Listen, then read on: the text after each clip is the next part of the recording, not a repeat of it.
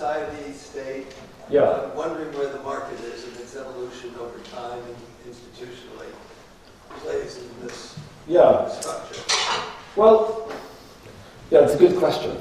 I think, you know, a lot of my work is about, you know, how politics causes economics, you know. So I, you know, in fact, you know, we've done a lot of empirical work trying to show that this whole kind of modernization hypothesis basically isn't consistent with the data. So I think, you know, I think like in theory, one could think of all sorts of feedbacks from, you know, expanding marketization and, you know, markets and economics kind of back into the politics.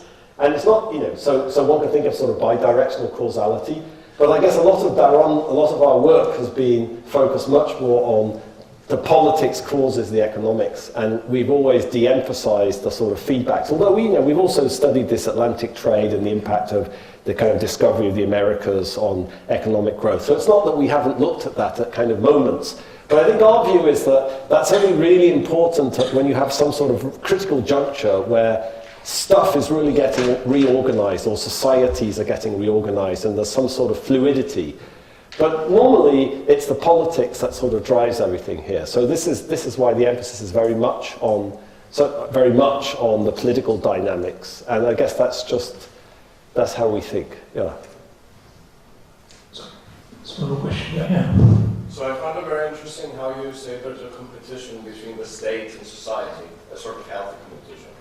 And my question is very much, could we have a despotic state competing with a foreign society, such that the despotic state isn't going to be bounded in its growth?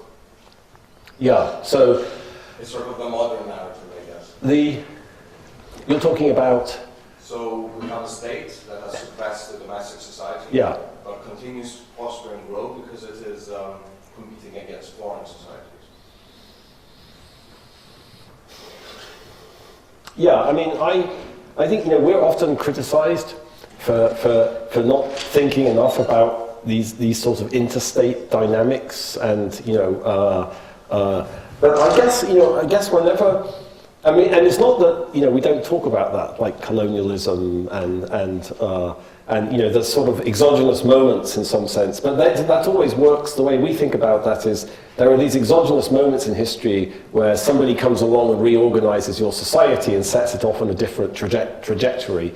But after that, it's all about the internal dynamics, you know, of the society. And I guess it's always because any society I've ever studied in any sort of seriousness or detail, I've always become overwhelmed that, you know, it's these internal dynamics, institutional and political dynamics. Yeah, sometimes they are buffeted by big shocks or whatever.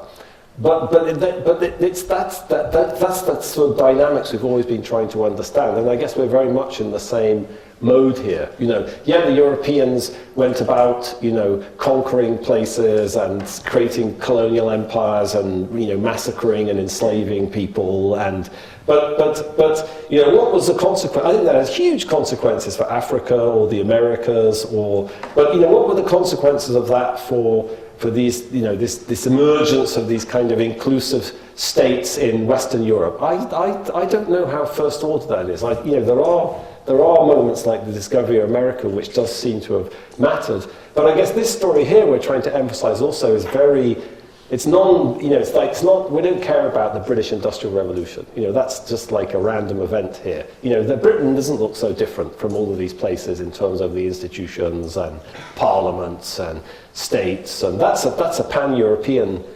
dynamic, it seems to us, that goes back much deeper into the medieval period. But you know, you're right to call me on that, because we have a conversation every other day about, like, how do we bring that in? But you know, at this point, we could bring it in. You know, maybe there's some discussion as kind of exogenous changes and stuff, but it's not going to be brought into the theory we don't really have a theory of international relations, Darren and I. So perhaps we should, but.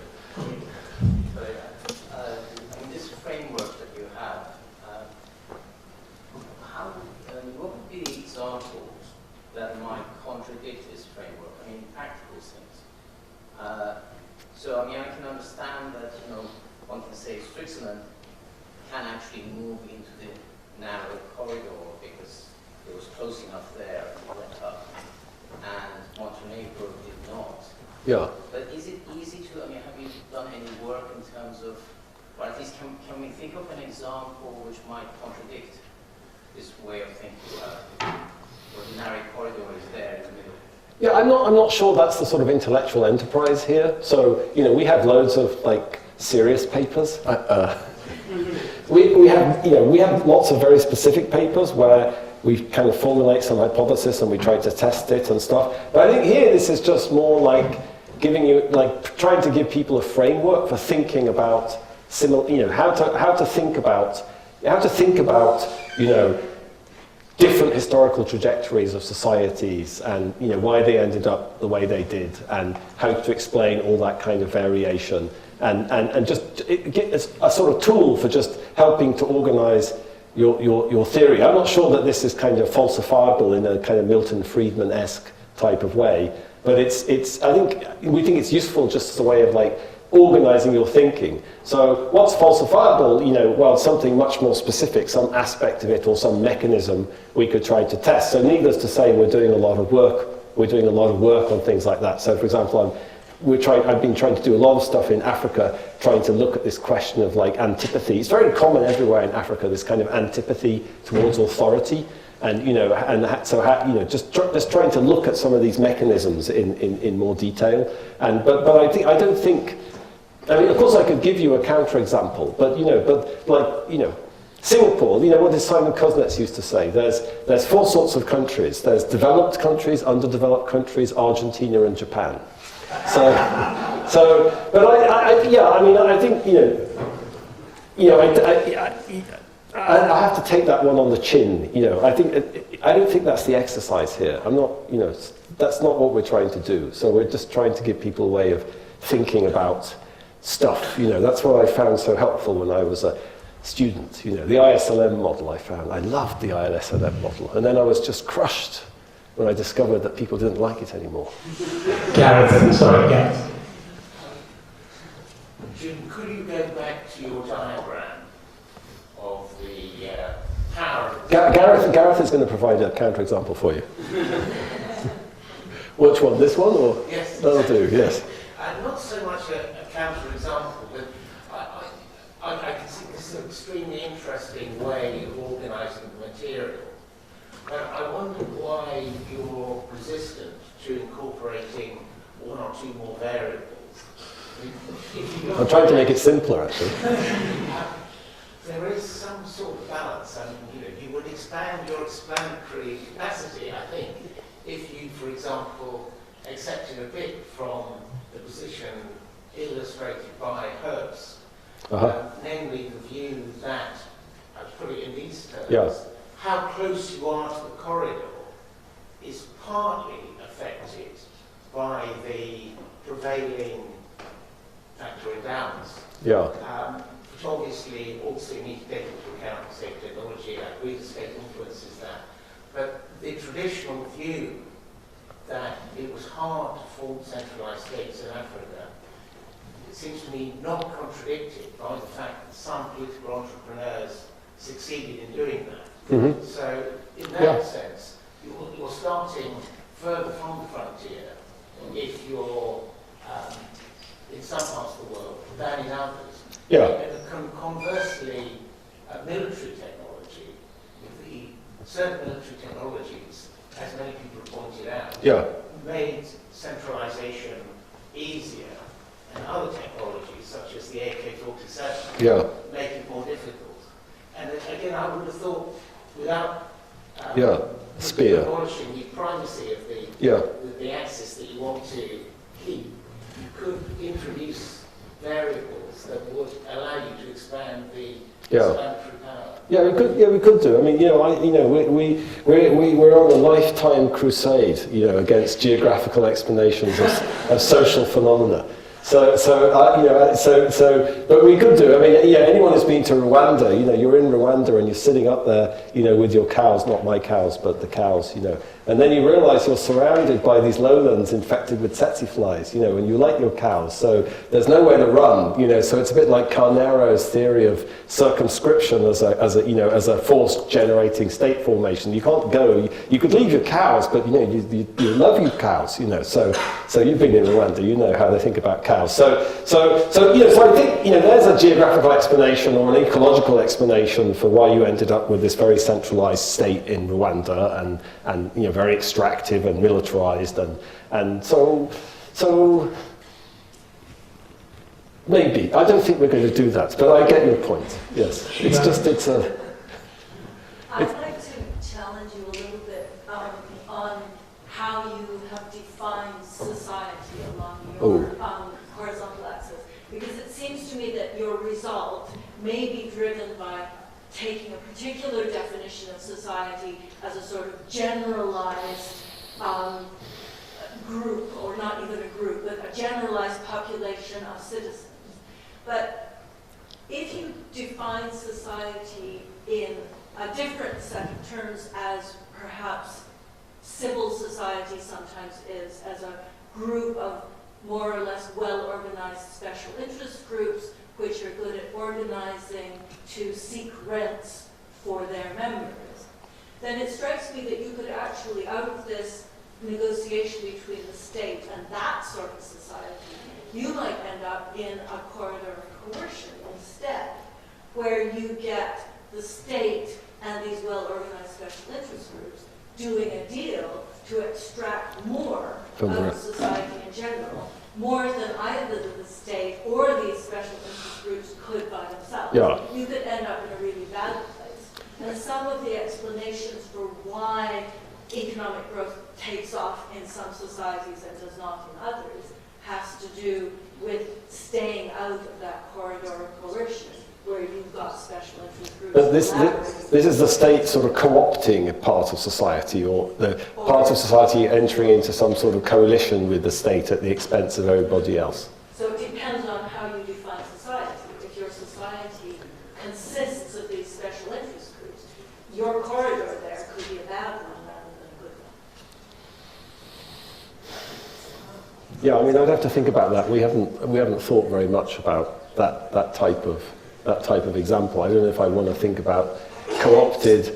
I mean, I do want to think about it. That's not what I meant. I mean, I don't want if I want to think about it as like co-opted society is like part of the state, or whether or it's I mean, you could sort of think of the early modern English state, which is sort of run by all these amateur police constables and amateur judicial officials and amateur church, were they, I guess we tend to think of those, I tend to think of those as sort of, they're sort of working for the state, but they also have very deep roots in society, and they're kind of enmeshed in society, and so, they're under the control of society, at least that's what, E.P. Thompson thought.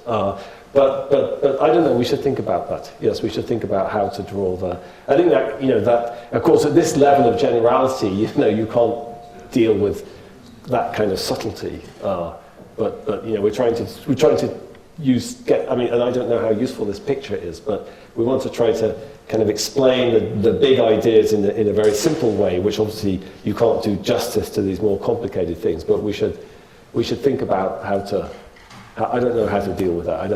We'd have to discuss it. My question is, how do you model the idea that our society could be a state in some point, because in a democracy situations? Because it means that you don't have two agents, but you have just one agent, which is in a homogeneous relationship. My point is like that if you have an empowered civil society, eventually that becomes government in democracy. So it becomes a state. So I don't know how you... Does it? I mean, but isn't it distinct? Empowered civil society, isn't that distinct from the state? I mean, the state is a set of institutions and people and functionaries and a system of hierarchy and authority. I don't know if my question is if you consider that in democracies, society of these groups of these not citizens elite. No, I think democracy is a mechanism for controlling the state, isn't it? It's a mechanism for for trying to control the objectives of the state and the governance of the state, to try to make the state work in the interests of society. That's the way. Yeah, I'm thinking democracy is like ostracism. You know, it's a tool for controlling state elites. That's the way I think about it. Yeah. I think there will be kind of a couple of people who raise their hands. Yes, go ahead. Yes, very quickly. I really like your model of multiple equilibria, and I think it's very, it can be very useful. But I was a bit puzzled by the historical narrative. Because now it would seem that if we are trying to reach into the warehouse of history to understand what's happening now, and we are trying to explain present-day Western prosperity, now the origins are not anymore in the Glorious Revolution, or even in Magna Carta, or even farther back in the Anglo-Saxon assemblies and King Clovis in 500. And I think that perhaps, going back to the point Sheila just made, what changes through time, and that very, very long time period that you're looking at, is perhaps who speaks for society, or what society is in that relationship with the state. So perhaps the big story here is about the spread and the changes in political voice, in the spread of political voice, however you like to define that. That is perhaps the key difference between ostracism in an Athenian assembly where 5% of the people actually take place, and democracy. So I'm wondering if you could perhaps take advantage of those of historical case studies in a more sort of contextualized way to look at this kind of thing, unbundling this power of society. Yeah, I mean, I do think, the interest in the Glorious Revolution is there's a sort of pan-European dynamic going on there, and the Glorious Revolution is somehow this moment of divergence between Britain and other parts of, Western Europe. So I guess that's not something I'm terribly interested in here. I think, if you look at the big picture, you can imagine, the Magna Carta, was that a unique thing? No, there's all sorts of things all over Europe, like the Magna Carta, Not only in Europe. I mean, if you would... In China? In India? In order to see, if you're looking for anecdotal evidence like that, and a source that tells you there was an assembly.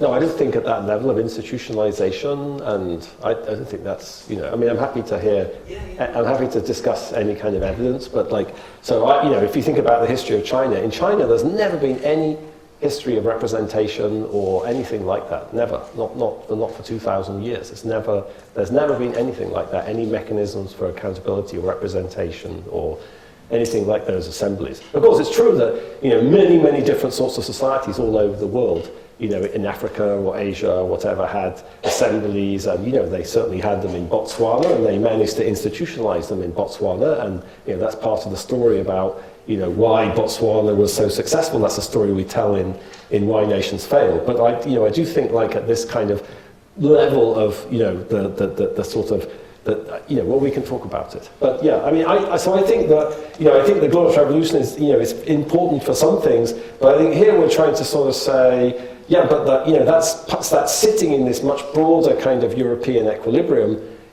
which seems to have these deeper roots, and where the heck did that come from? And why do you start with King Clovis? Well, it's obvious that this type of assembly politics, which to us seems so important subsequently in Western Europe, they did not have that in the Roman period. That was not from the Romans. That came from somewhere else. That came from the Germanic tribes. And it fused. So that's but that's just because we're interested in this sort of stuff, So and there's a long history of social scientists thinking about this stuff, and and that doesn't tell you anything about policy or whatever. If you want to talk about policy, then that's something completely different to me. So that's about getting into the corridor, or what you need to get into the corridor, and things like that. But I'm happy to talk about evidence. Can I just say, I think your assumption that once you get to a certain stage, you give up, as in the case of the race, you say, I lost the race, but the winner also gives up, leads you to other optimistic conclusions about despotic states. Because despotic states may be driven by people who don't give up even though they've won. Because in the long run, they think, if I relax my vigilance to the slightest extent, something can go wrong. And so you end up with this sort of Orwellian vision of Big Brother. The state is somebody trampling on the face of a human forever. Yeah. And I do think that that possibility should not be ruled out. And I also think that there may be ways in which technology is very important because it makes it easier for despots to run states. That's what Orwell 1984 is all about. It's about the fact that the telescreen means that Big Brother can watch you all the time. And China is going down the same route, but I don't think it necessarily implies that they're going to have the power of the Chinese state will be weaker because it's not cooperating with society. Yeah, well, that's a falsifiable claim, maybe. Yeah, so that's what the theory suggests. But maybe that's a good example of a falsifiable Well, I mean, there claim. are also things there which are possibly falsifiable because you have the dynamics that's got directions and so on, and that's one example that may not Yes, this diagram calls out for a theory of regime change, where in Germany and Japan the regime was changed from a very bad state to a better state. In Iraq, clearly less so. So have you thought about those kinds of dynamics? Yeah, I didn't talk, so I talked about Prussia a little bit, but, of course that's not the only moment you could say when Germany lurches out of the corridor. There's a sort of more recent moment, perhaps in the 1920s and 1930s, where it lurches out of the corridor. But actually I mean, I didn't talk about this at all, but that's actually, we think that's a very different sort of mechanism, actually. That's very different from kind of Prussian autocratic state building. It's actually, if you look at the Weimar Republic in the 1920s, there was sort of, there were 2/3 of the members of the Weimar Republic that basically thought like Germany shouldn't exist. There were all the communists who wanted to have a Bolshevik revolution, and there were all the conservatives who wanted to bring the Kaiser back. So they had this kind of democratic constitution, but with 2/3 of the people like not wanting it or wanting to restore some kind of non-democratic. So that's a very that's a type of mechanism I just didn't talk about here. Which kind of pushes you out of the corridor. But here's the big picture. I mean, I think Japan is a sort of different. Don't let me talk about Japan, but if you just talk about Germany, what I find sort of remarkable about this, even in this autocratic, example of Prussian state building, is that the estates are still there. They're there. They kind of lose all their power and authority, but then they bounce back. And then, despite all of this chaos and sort of lurching out of the corridor, you manage to recreate this much more kind of inclusive society. So there's some underlying notion of like how stuff should be organized, that even when you get out of the corridor, or you have something like the Nazi regime, you're able to kind of reconstruct a society which is in the corridor because there is this sort of common understanding of like this is the way things kind of happen. So I mean, I don't really have I don't have a model of that, but I guess we're very impressed, like if we're just trying to think about these long run histories. Where they're just like this model, once it gets going, you always come back to this model, even when you get out of it. It's a sort of some temporary thing moves you out of it, but there seems to be something always, pulling you back into it. I should say, in the book, I can only talk about so much here, and I couldn't even talk about what I wanted to talk about.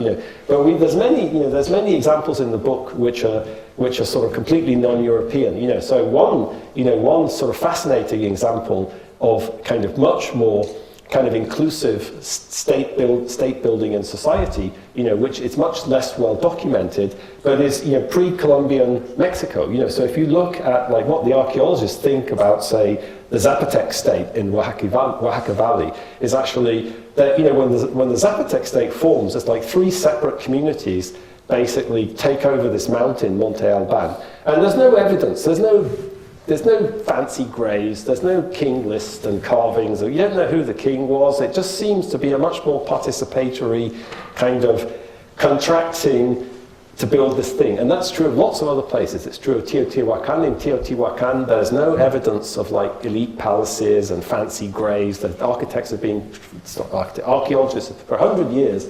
Where are the kings? Where are the Mayas had fancy kings? Okay, fine. But Teotihuacan, they didn't have that. So maybe I gave the impression that this is like, it's super Eurocentric, but this is not, this is not a dynamic we think is specific to Europe. It happens all over the case. Of course, in the Zapotec, we don't really understand like why the Zapotec state declined. In lots of other places, where it's much better documented, Teotihuacan, we don't really understand why that declined. And lots of other places, of course, it was snuffed out by European colonialism. Eddie? I'm curious to hear a bit more about your thoughts on the role of modern technology and whether it strengthens or weakens the despotic state. So you can think of, for example, the Arab Spring, where one narrative is that modern technology helped to coordinate the grassroots and had a role in changing the despotic state. And then you make example of, for example, China, the social credit score, where it's trying to actually leverage that to strengthen the despotic state. And what do you think? Which one of these forces is? It's very conditional on the. It's very conditional on the. I mean, I think it's a great question.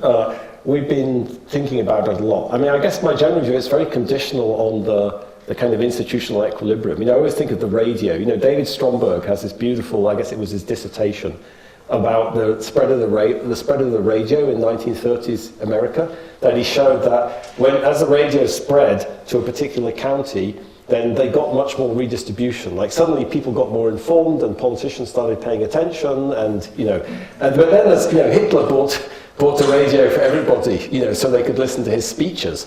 So the technology was the same, but the context was very different. And it's sort of, in one case, it kind of reinforced this much more inclusive pattern, and in the other case, it reinforced this much more autocratic pattern. So I guess I'd think about that maybe in terms of these conditional comparative statics, that the consequences of this really depends on kind of your initial conditions. I guess that's the way we're going to talk about it in the book. But I tend not to think of. I was at a meeting recently with John Githongo, the former Kenyan anti-corruption czar, and he had this wonderful expression which I like very much. I should claim that I thought of it really, but I can't do that with a clear conscience. And somebody asked him, what did he think about technology and the internet and mobile phones and things like that? And his response was, you can't digitize integrity, which I thought was very good. I think that the diagram, or even the idea of having a state different from the society, maybe it works well in most of the examples you gave, where the state was basically a king or an emperor, but it does not work well for a democracy, because, for example, if you have representatives who are in the society or in the state, it seems to be too simple to deal with most of the society. But I don't understand, but isn't it clear what the British state is? The British state is a set of institutions, the police, the justice system, the bureaucracy, the civil service, the army, and that's just... correspond to what you say. In your examples, what you say, the state was a person, it was police, or it was a king, so it was really as you say, autocracy. When you think in terms of police, it's not necessarily autocratic. It's to help the society to have life. It's not, I think it's... I don't see what you mean when you think in terms of democracy. It's really opposition between the society and the state. But democracy is just a mechanism for controlling the state, so democratic representatives...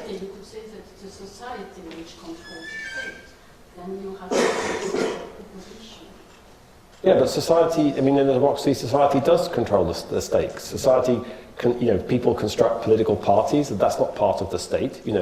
People run for office, and people elect them, and they. So to me, that's the state is something. To me, the British state, is a set of institutions which is very distinct from society, and democracy is a mechanism whereby society controls those institutions, by electing people who run the government and pass the laws. And I don't know, according to Yes Minister, of course, it's the state that controls the politicians. But I don't know. I think, I guess there's a lot of questions about this, how you define this, and what's the. So we should think about that clearly, because. I think we're out of time. So I'd like to thank Jim, and I'd like to ask you to join me in thanking Jim for.